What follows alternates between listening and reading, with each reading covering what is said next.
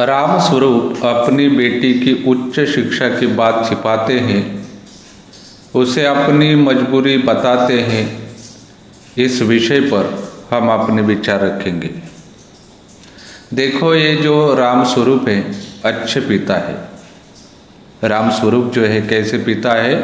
अच्छे पिता। और इनकी इकलौती पुत्री है उमा। अब ये जो राम स्वरूप है श्री शिक्षा के पक्षधर है और इसलिए उन्होंने उमा को बीए तक पढ़ाया है। ये जो उमा है राम स्वरूप की पुत्री कहाँ तक पढ़ी है? बीए तक। ये राम स्वरूप उसका विवाह एक अच्छे शिक्षित परिवार के साथ करना चाहते हैं, लेकिन बात ऐसी है कि उस समय में सभी लोग श्री शिक्षा को महत्व नहीं देते थे। लोग मानते थे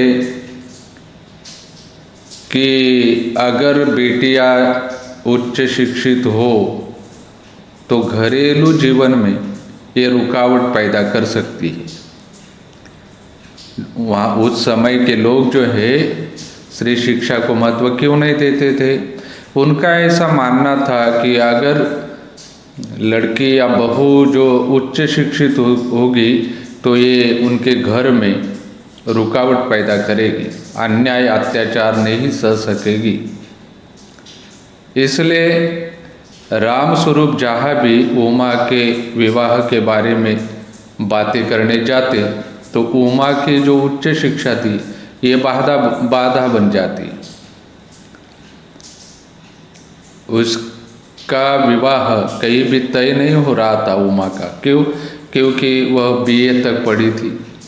इसलिए राम स्वरूप जो है परेशान हो जाते हैं और मजबूर होकर उमा के बीए तक पढ़ने की बात जो है छिपाते हैं।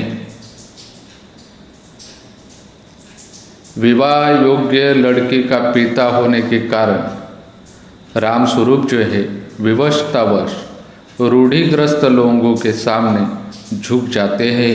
यह उनकी मजबूरी है। इसलिए तो ये राम स्वरूप जो है अपनी बेटी की उच्च शिक्षा की बात छिपाते हैं। ये उनकी मजबूरी है।